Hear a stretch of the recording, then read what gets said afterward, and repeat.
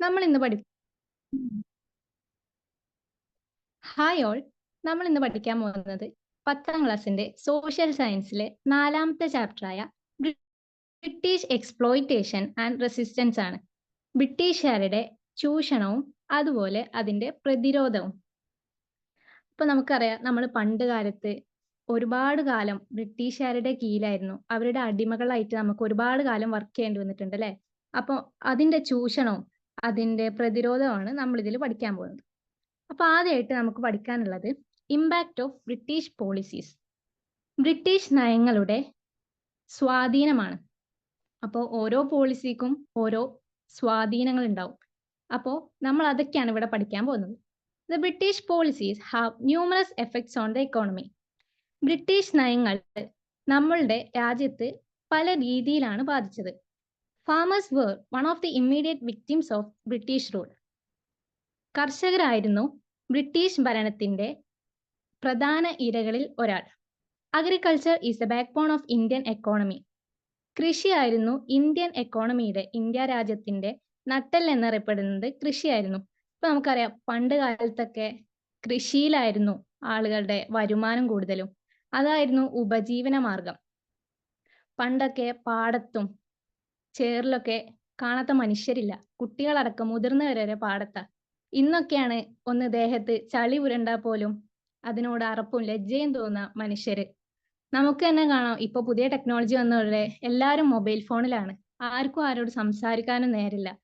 നമ്മളിപ്പോ ഓരോ യാത്രയിലും നമ്മൾ ചുറ്റുപാട് നിരീക്ഷിക്കുന്നവരായിരിക്കും അല്ലെ പലരും.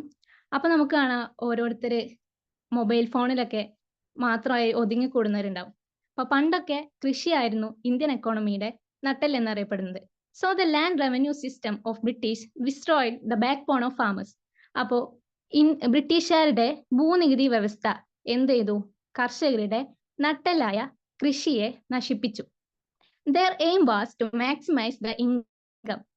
അവരുടെ ലക്ഷ്യം എന്താന്ന് വെച്ചാല് വരുമാനം എന്ത് ചെയ്യുക? പരമാവധിയാക്കുക. This system was implemented different in various regions. അപ്പോൾ ഓരോ പ്രദേശത്തും പല രീതികളിലുള്ള സിസ്റ്റംസ്, സമ്പ്രദായങ്ങൾ, അതായത് ഈ ലാൻഡ് റവന്യൂ സിസ്റ്റം, ഭൂനികുതി വ്യവസ്ഥ പല പ്രദേശത്തും പല രീതികളിലായിരുന്നു അവർ കൊണ്ടുവന്നത്. ഇനി പല രീതിയിലുള്ള ലാൻഡ് റവന്യൂ സിസ്റ്റം ഉണ്ട്. പെർമനന്റ് ലാൻഡ് റവന്യൂ സിസ്റ്റം, റോയത്ത് വാരി system, Mahalwari system. Permanent land revenue settlement, സ്ഥിര ഭൂനികുതി സമ്പ്രദായം. ഇത് ബംഗാൾ, ബീഹാർ, ഒറീസ എന്ന പ്രദേശങ്ങളിൽ ആണ് നിലവിൽ കൊണ്ടുവന്നത്. റോയത്ത് വാരി സിസ്റ്റം സൗത്ത് ഇന്ത്യൻ റീജിയനിൽ, അതുപോലെ മഹൽവാരി സിസ്റ്റം നോർത്ത് വെസ്റ്റ് റീജിയൻസിൽ. അപ്പോൾ ഇതൊക്കെയാണ് ബ്രിട്ടീഷുകാർ കൊണ്ടുവന്ന ഭൂനികുതി വ്യവസ്ഥകളും അത് നടപ്പിലാക്കിയ പ്രദേശങ്ങളും. അടുത്തതായിട്ട് features of permanent land revenue settlement, സ്ഥിര ഭൂനികുതി വ്യവസ്ഥയുടെ പ്രത്യേകതകൾ. The tax was collected by the zamindars. ജമീന്ദാരികളെ നമുക്കറിയാം അല്ലെ, ഇടനിലക്കാര്. അവരായിരിക്കും കർഷകരെ കൊണ്ട് പണിയെടുപ്പിക്കുക. അവർക്കായിരിക്കും ആ ഒരു ലാൻഡിന്റെ ഓണർഷിപ്പും. അതുപോലെ അവരെന്ത് ചെയ്യും? അവരെ പണിയെടുപ്പിച്ചിട്ട് അവരിൽ നിന്ന് തന്നെ നികുതി കളക്ട് ചെയ്യും. അതന്നെയാണ് ഇവിടെ. ജമീന്ദാസ് ആയിരുന്നു നികുതി ശേഖരിച്ചുകൊണ്ടിരുന്നത്. Zamindars was the owners of entire land and they have jurisdiction to collect tax. Zamindars ആണ് ആ ഒരു മൊത്തം സ്ഥലത്തിന്റെ മുതലാളിമാര്. അവർക്കാണ് ടാക്സ് കളക്ട് ചെയ്യാനുള്ള, നികുതി ശേഖരിക്കാനുള്ള ഉത്തരവും. While the zamindars become the owners of land, the actual farmers become tenants. അപ്പോൾ ഇങ്ങനെ ജമീന്ദാസ് സ്ഥലത്തിന്റെ മുതലാളിമാരായി കഴിഞ്ഞാല് നമ്മുടെ പാവം കർഷകര് എന്തായി മാറും? വെറും വാടകക്കാര്. അവരുടെ ഭൂമിയിൽ കൃഷി ചെയ്തിട്ടും വെറും വാടകക്കാരായി ഫാമേഴ്സിന് മാറേണ്ടി വന്നിരിക്കുന്നു. Farmers were to pay up to 60% of yield as tax. അത് മാത്രല്ല, കർഷകർക്ക് എന്ത് ചെയ്യണം? ഇനിയിപ്പോ ഒരു 80% അവർക്ക് വിളവ് കിട്ടിയെങ്കിൽ അതിന്റെ 60% അവർക്ക് നികുതി രൂപത്തിൽ അടക്കേണ്ടതായിട്ടുണ്ട്. The tax was paid even at time of poor yield. ഇനിയിപ്പോ ഒരു 10% ആണ് വിളവ് കിട്ടിയെങ്കിലും, അത്ര മോശം വിളവ് ആണെങ്കിലും ആ സമയത്ത് പോലും അതിന്റെ 3/4 ഭാഗവും അവർക്ക് എന്ത് ചെയ്യണം? ടാക്സ്, നികുതിയായിട്ട് അടക്കണം. Tax was to be paid in cash strictly before cut off day. അപ്പോൾ ഈ ഒരു നികുതി അടക്കാൻ എന്തുണ്ട്? ഒരു നിശ്ചിത കാലയളവുണ്ട്. അതിനുള്ളിൽ എന്ത് ചെയ്യണം, ഈ ഒരു ക്യാഷ് രൂപത്തിൽ നികുതി അടച്ചിരിക്കണം. അപ്പോ ഈ ഒരു സിസ്റ്റം കൊണ്ടുവന്നത് Lord Cornwallis British governor general introduced this system. British governor ജനറലായ ലോർഡ് കോൺവാലിസ് ആണ് ഈ ഒരു സിസ്റ്റം സമ്പ്രദായം നടപ്പിലാക്കിയത്. The Rohit-Wari system introduced in South India, land revenue was collected directly from farmers, Rohits. അപ്പോൾ റോഹിത് വാരി സമ്പ്രദായത്തിൽ അത് സൗത്ത് ഇന്ത്യയിലാണ് എന്ത് ചെയ്ത് കൊണ്ടുവന്നിട്ടുള്ളത്. അതിൽ ഭൂനികുതി ഫാമേഴ്സിൽ നിന്ന്, കർഷകരിൽ നിന്ന് നേരിട്ടാണ് ശേഖരിച്ചത് റോഹിറ്റ്സ് ആയിട്ട്. In Mahalwari system, the village headman was assigned the responsibility to collect tax. അപ്പോൾ നമ്മളുടെ പഞ്ചായത്തിലൊക്കെ പഞ്ചായത്ത് പ്രസിഡന്റ് എന്ന് പറയുന്ന പോലെ അവിടെ എന്താണ്, ഒരു വില്ലേജ് ഹെഡ്മാൻ ഉണ്ട്, വില്ലേജ് തലവൻ, ഗ്രാമത്തലവൻ ഉണ്ട്. അപ്പം പുള്ളിക്കാരനാണ് ഈ ഒരു ടാക്സ്, നികുതി കളക്ട് ചെയ്യാനുള്ള ഉത്തരവാദിത്തം ചുമതലപ്പെടുത്തിയിട്ടുള്ളത്. The tax rate was excessive in this system. അപ്പോൾ ഈ ഒരു സിസ്റ്റത്തിലും, ഈ ഒരു മഹൽവാരി സിസ്റ്റത്തിലും എന്താണ്, നികുതി നിരക്ക് വളരെ അധികം ഹൈ ആണ്, കൂടുതലാണ്. The entire village Mahal was considered as A single unit four tax collection. അപ്പോൾ മൊത്തമുള്ള ഈ ഒരു ഗ്രാമത്തെ മഹലാക്കി കൺസിഡർ ചെയ്തുകൊണ്ട് ഒരു സിംഗിൾ യൂണിറ്റ്, ഒരൊറ്റ യൂണിറ്റ് ആയിട്ടാണ് അവിടെ എന്ത് ചെയ്യുന്നത്, നികുതി പിരിക്കുന്നത്. The land revenue system affected the agriculture sector. അപ്പോൾ ഈ ഒരു ഭൂനികുതി സമ്പ്രദായം കാർഷിക മേഖലയെ വളരെയധികം ബാധിച്ചു. When they are enable to pay tax in the form of money before the deadline, they had to take loan from money lenders at a high interest rate, the interest rate. അപ്പോ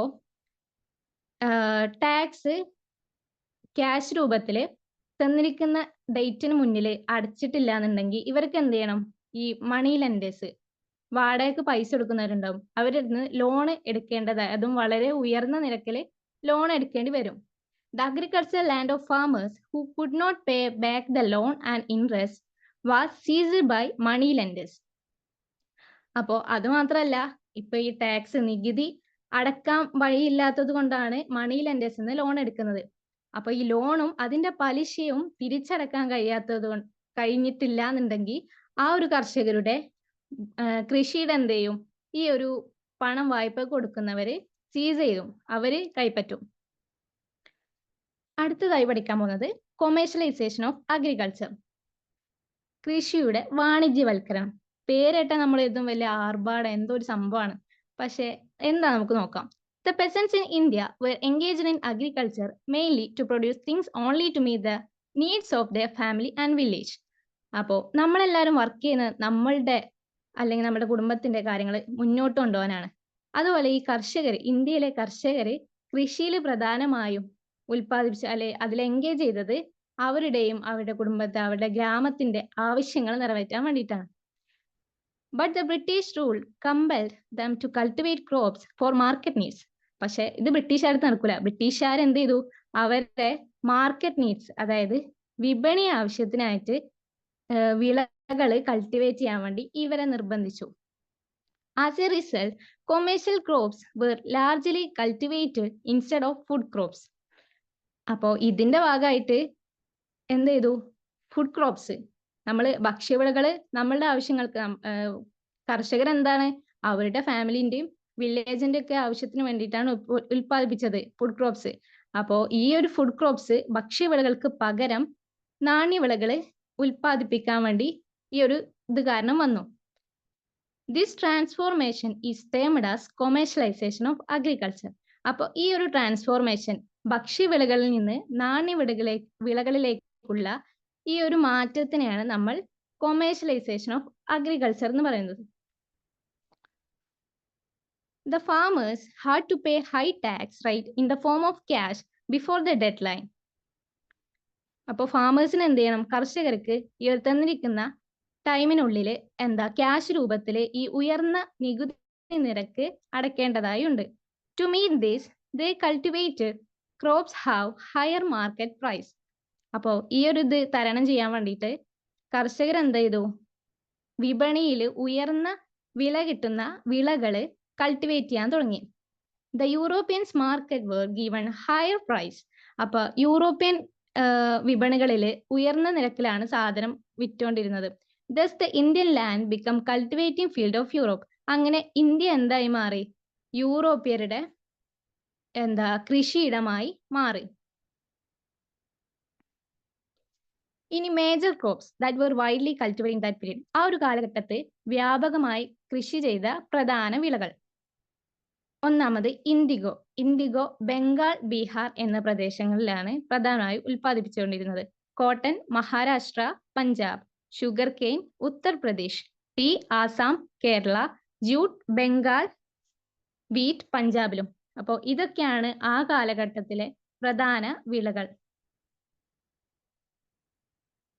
അടുത്തതായി indigo revolt, indigo കലാപം.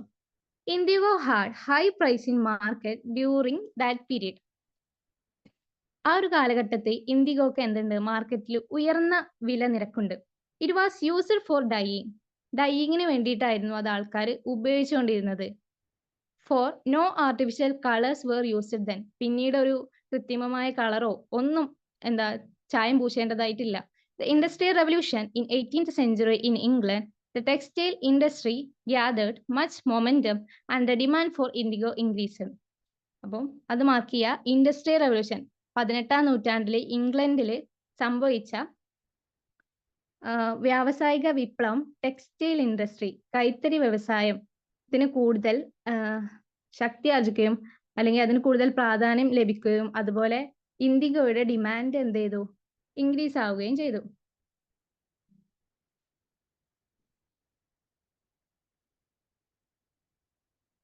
അടുത്തായിട്ട് the farmers succumbed to the temptation of company owners. അപ്പോൾ കർഷകർക്ക് ഈ company ഓണേഴ്സിന്റെ ഈ പ്രലോഭനത്തിന് കീഴടങ്ങേണ്ടി വന്നു. The farmer who accepted the advance from the British labor to plant indigo in a fixed portion of his land. അപ്പോൾ ഫാമേഴ്സിന് എന്ത് ചെയ്യും? ഇവരൊരു നല്ലൊരു എമൗണ്ട് അഡ്വാൻസ് ആയിട്ട് നൽകും ഈ ഒരു ഇൻഡിഗോ കൾട്ടിവേറ്റ് ചെയ്യാൻ വേണ്ടിയിട്ട്. അപ്പോൾ ഫാമേഴ്സ് ഈ അക്സെപ്റ്റ് ചെയ്ത ഈ ഒരു നല്ലൊരു എമൗണ്ട് അഡ്വാൻസ് ആയിട്ട് അക്സെപ്റ്റ് ചെയ്ത ഫാമേഴ്സ് ഇവർക്ക് നൽകിയിട്ടുള്ള ഒരു ഫിക്സ്ഡ് പോർഷൻ ഓഫ് ലാൻഡിൽ എന്ത് ചെയ്യണം? ഇൻഡിഗോ പ്ലാന്റ് ചെയ്യണം. Due to interference of British agents in harvesting season, the farmers received a lower price of indigo. അപ്പോൾ ഈ വിളവെടുപ്പ് കാലത്ത് ബ്രിട്ടീഷ് ഏജൻസിന്റെ ഇടപെടൽ കാരണം വളരെ തുച്ഛമായ വിലയിലാണ് ഈ ഒരു ഇൻഡിഗോ ഫാമേഴ്സിന് ലഭിച്ചുകൊണ്ടിരുന്നത്. Later when artificial colours was invented, പിന്നീട് കൃത്യമായ കളറൊക്കെ കണ്ടുപിടിച്ചപ്പോൾ ഇൻഡിഗോ ബിക്കം ഒബ്സലറ്റ്. ഇൻഡിഗോ എന്തായി? കാലരഹിതപ്പെട്ടു. അതിന് പിന്നെ ഉപയോഗശൂന്യമായി. This made the plight of farmers more miserable. ഇത് കർഷകരുടെ അവസ്ഥ വളരെ ദുഃഖിതരമാക്കി മാറ്റി. അവർക്ക് വരുമാനം ഒന്നും ഇല്ലാണ്ടാക്കി മാറ്റി. So they had to use much of their land for indigo cultivation. അപ്പൊ അവർക്ക് അവരുടെ സ്ഥലങ്ങൾ കൂടുതലും ഈ ഒരു ഇൻഡിഗോ കൃഷി ചെയ്യാൻ വേണ്ടിയിട്ട് ഉപയോഗിക്കേണ്ടതായി വന്നു. In 1859 Bengal farmers organised themselves and declared that they were indigo cultivation. അപ്പോൾ 1859 എന്ത് ചെയ്തു? ബംഗാളിലെ കർഷകര് അവർ ഇൻഡിഗോ കൾട്ടിവേഷൻ നിർത്തിവെക്കുകയാണെന്ന് പ്രഖ്യാപിച്ചു. They attacked indigo factories with bows, arrows, swords and spears. അവര് അമ്പ്, വാള്, കുന്തങ്ങൾ തുടങ്ങിയവ കൊണ്ട് ഇൻഡിഗോ ഫാക്ടറീസ് അറ്റാക്ക് ചെയ്തു. Several women also participate in the revolt. പല സ്ത്രീകളും ഈ ഒരു കലാപത്തിൽ പങ്കാളികളായിട്ടുണ്ട്. The rioters excommunicated the British supporters and those who worked for British. അപ്പോൾ ഈ കലാപകാരികൾ എന്ത് ചെയ്തു? ബ്രിട്ടീഷിനെ സപ്പോർട്ട് ചെയ്യുന്നവരെയും അവർക്ക് വേണ്ടി വർക്ക് ചെയ്യുന്നവരെയും പുറത്താക്കി. The revolt had a strong effect on government. ഗവൺമെന്റിന്റെ മേലിൽ ഈ ഒരു കലാപത്തിന് വളരെയധികം ശക്തമായൊരു എഫക്റ്റ് തന്നെ ഉണ്ടായിരുന്നു. The government appointed a commission to study the problem of indigo farmers. അപ്പൊ ഗവൺമെന്റ് എന്ത് ചെയ്തു? ഈ ഒരു കർഷകരുടെ ഇൻഡിഗോ ഫാമേഴ്സിന്റെ പ്രശ്നങ്ങൾ മനസ്സിലാക്കാൻ വേണ്ടിയിട്ട് ഒരു കമ്മീഷനെ രൂപീകരിച്ചു. The commission found that indigo farming was uneconomic and proposed to stop it. അപ്പോൾ ഈ ഒരു കമ്മീഷൻ കണ്ടുപിടിച്ച എന്താ വെച്ചാല് ഈ ഒരു ഇൻഡിഗോ ഫാമിംഗ്, ഇൻഡിഗോ കൃഷി ചെയ്യുന്നത് വളരെ സാമ്പത്തികപരമല്ല എന്നും അതുപോലെ ഇത് നിർത്തിവെക്കാൻ വേണ്ടി അവർ ഉത്തരവിടുകയും ചെയ്തത്. അപ്പോൾ നമ്മൾ നോക്കണം, ആദ്യം ആ ഒരു കാലഘട്ടത്തിൽ ഈ ഇൻഡിഗോക്ക് വളരെയധികം ഉയർന്ന നിരക്കുണ്ടായിരുന്നാൽ പോലും പിന്നീട് ഈ ആർട്ടിഫിഷ്യൽ കളേഴ്സ് വന്നതോടുകൂടി ഇതിന്റെ ആ ഒരു കാലഘട്ടം നശിച്ചു പോവുകയാണ്. അതുപോലെ ഒരു കമ്മീഷൻ രൂപീകരിച്ച് അവരുടെ ഇൻഡിഗോ ഫാമിങ്ങിന്റെ ആ ഒരു പ്രശ്നം, ഇൻഡിഗോ ഫാമേഴ്സിന്റെ ഒരു പ്രശ്നം മനസ്സിലാക്കിക്കൊണ്ട് പിന്നീട് അത് നിർത്തിവെക്കുകയാണ് ചെയ്തത്. അപ്പൊ ഇതാണ് ഇൻഡിഗോ കലാപം എന്ന് പറയുന്നത്. അപ്പോ ഈ ഇൻഡിഗോക്ക് മാത്രമൊന്നും കലാപം ചെയ്താൽ പോരല്ലോ, ഇതൊക്കെ അനുഭവിക്കുന്നത് നമ്മുടെ കർഷകരാണ്. അടുത്തതായിട്ട് പെസൻസ് റിവോൾട്സ് ഇൻ കേരള. കേരളത്തിലെ കർഷകരുടെ കലാപമാണ്. British Malabar witnessed many peasants struggles. അപ്പോൾ ബ്രിട്ടീഷ് മലബാർ പല കർഷക സമരങ്ങളും പങ്കാളിയായിട്ടുണ്ട്. It was the exploitation and suppression of landlords and the British that led to the revolt in Malabar. ബ്രിട്ടീഷുകാരുടെ ഭൂവുടമകളുടെ ചൂഷണവും അടിച്ചമർത്തലുകളും അതുപോലെ ബ്രിട്ടീഷുകാരുടെയും ഉടമകളുടെയും ഈ ഒരു ചൂഷണവും അടിച്ചമർത്തലുകളുമാണ് മലബാറിൽ ഈ ഒരു കലാപത്തിന് കാരണമായത്. The British treated the Genoese landlords as owners of land. അപ്പോ ലാൻഡ് ഭൂവുടമകളുടെ മറ്റൊരു പേരാണ് ജന്മീസ്. ബ്രിട്ടീഷുകാര് ഈ ജന്മീസ് ലാൻഡ് ആ ഒരു ലാൻഡിന്റെ മുതലാളിമാരായിട്ട് ട്രീറ്റ് ചെയ്തുകൊണ്ടിരുന്നത്. This revolt was against the atrocities of landlords including eviction of tenants. ഈ ഒരു കലാപം എന്തിനെതിരായിരുന്നു? ഈ ഒരു ടെനൻസ്, അതായത് നമ്മളെ കർഷകരാണല്ലോ ഇവിടെ ടെനൻസ്, ശമ്പളക്കാരായി നിൽക്കുന്നത്, അവരുടെ ഈ ഒരു പുറത്താക്കലിന് എതിരായിരുന്നു ഈ ഒരു റിവോൾട്ട്, കലാപം. atrocities have get support from the British. അപ്പോൾ atrocitiesന് എന്ത് കിട്ടിയിട്ടുണ്ട്? ബ്രിട്ടീഷുകാരിൽ നിന്ന് സപ്പോർട്ട് കിട്ടിയിട്ടുണ്ട്. Most of the tenants were Mappilas. Muslims in Malabar are known as Mappilas. അപ്പൊ നമുക്കറിയാം മലബാറിലെ മുസ്ലിങ്ങളെയാണ് മാപ്ലാസ് എന്ന് അറിയപ്പെടുന്നത്. അപ്പോൾ ഈ ഒരു ടെനൻസിൽ കൂടുതലും മാപ്ലാസ് ആണ്. So the struggles happened in 19th century are known as Mappilas revolution അഥവാ മാപ്പിള റെബല്യൻ. അപ്പോ 19th സെഞ്ചുറിയിൽ നടന്ന 19ാം നൂറ്റാണ്ടിൽ നടന്ന ഈ ഒരു സ്ട്രഗിൾ, ഈ ഒരു സമരത്തിനെയാണ് മാപ്പിള റെവല്യൂഷൻ, മാപ്പിള റെബല്യൻ എന്ന് പറയുന്നത്. Around 22 peasants revolts took place in Malabar. ഏകദേശം 22-നടുത്ത് കർഷക കലാപങ്ങൾ മലബാറിൽ നടന്നിട്ടുണ്ട്. To suppress these revolts, the British raised a special armed police battalion named Malabar Special Police (MSP). അപ്പോൾ ബ്രിട്ടീഷുകാർ എന്ത് ചെയ്തു? ഈ ഒരു കലാപത്തെ അടിച്ചമർത്താൻ വേണ്ടിയിട്ട് ബ്രിട്ടീഷുകാർ ഒരു പ്രത്യേകതരം ആർമഡ് പോലീസ് ബറ്റാലിയൻ, അതായത് മലബാർ സ്പെഷ്യൽ പോലീസ് എന്ന പേരിലുള്ള ഒരു സ്പെഷ്യൽ ആർമഡ് പോലീസ് ബറ്റാലിയനെ തന്നെ രൂപീകരിച്ചു. The British government appointed William Logan Commission to enquire about frequent revolts. അപ്പൊ ബ്രിട്ടീഷ് ഗവൺമെന്റ് എന്ത് ചെയ്തു? വില്യം ലോഗൻ കമ്മീഷൻ എന്ന പേരിൽ ആ ഒരു കമ്മീഷൻ ഈ ഒരു ഫ്രീക്വന്റ് റിവോൾട്സ്, ഇപ്പൊ സംഭവിച്ചുകൊണ്ടിരിക്കുന്ന ഈ ഒരു കലാപത്തിനെ പറ്റി അന്വേഷിക്കാൻ വേണ്ടിയിട്ട് വില്യം ലോഗൻ കമ്മീഷൻ എന്ന പേരിൽ ഒരു കമ്മീഷനെ രൂപീകരിച്ചു. They pointed out that the cause of the struggle was the unfair land revenue system of British. അപ്പം ഈ ഒരു കമ്മീഷൻ ചൂണ്ടിക്കാണിച്ചത് എന്താണെന്ന് വെച്ചാല് ഈ ഒരു സ്ട്രഗിൾ, ഈ ഒരു സമരത്തിന് കാരണം അന്യായമായ ഭൂനികുതി, ബ്രിട്ടീഷുകാരുടെ അന്യായമായ ഭൂനികുതി വ്യവസ്ഥയാണ് ഈ ഒരു സമരത്തിന് കാരണം എന്നാണ് ഈ ഒരു commission, William Logan commission, British government appoint ചെയ്തിട്ടുള്ള വില്യം ലോഗൻ കമ്മീഷൻ കണ്ടെത്തി. അപ്പൊ നമ്മളിത് നോക്കിയത് ആദ്യമായിട്ട് ഇമ്പാക്റ്റ് പഠിച്ചു, ബ്രിട്ടീഷ് പോളിസീസിന്റെ ഇമ്പാക്റ്റ് ആണ് നമ്മൾ നോക്കിയത്. അതിൽ നമ്മൾ പറഞ്ഞു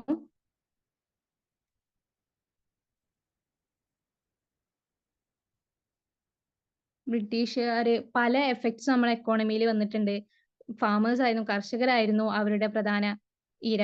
അതുപോലെ കൃഷിയെ അവർ നശിപ്പിച്ചു, അവരുടെ ലാൻഡ് റവന്യൂ സിസ്റ്റം കൃഷിയെ നശിപ്പിച്ചു. അവരുടെ ലക്ഷ്യം വരുമാനം മാക്സിമൈസ് ചെയ്യാന്നുള്ളതാണ്. അതുപോലെ അവര് വ്യത്യസ്ത തരത്തിലുള്ള ലാൻഡ് റവന്യൂ സിസ്റ്റം കൊണ്ടുവന്നു.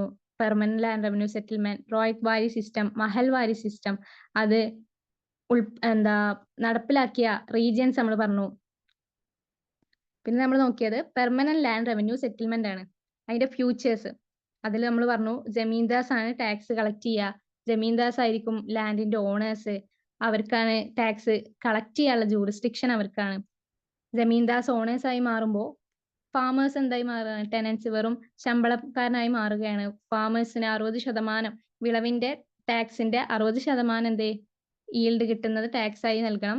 ടാക്സ് അതുപോലെ പൂർ ഈൽഡിന്റെ സമയത്തും ടാക്സ് അടക്കണം. പിന്നെ അതുപോലെ ഒരു ഒഫീഷ്യൽ ഡേറ്റ് ഉണ്ട്. ആ ഒരു ഡേറ്റിന്റെ മുന്നേ ടാക്സ് നികുതി ക്യാഷ് രൂപത്തിൽ എന്ത് ചെയ്യണം? അവർക്ക് പെയ്ഡ് ചെയ്യേണ്ടതായതുണ്ട്. അതുപോലെ ഈ ഒരു സിസ്റ്റം ആരാണ് ഇൻട്രൊഡ്യൂസ് ചെയ്ത് നമ്മൾ പറഞ്ഞു? Lord Cornwallis. റോയ്ത്ത് വാലി സിസ്റ്റത്തിന്റെ ഫ്യൂച്ചേഴ്സ് നമ്മൾ പറഞ്ഞു. അതുപോലെ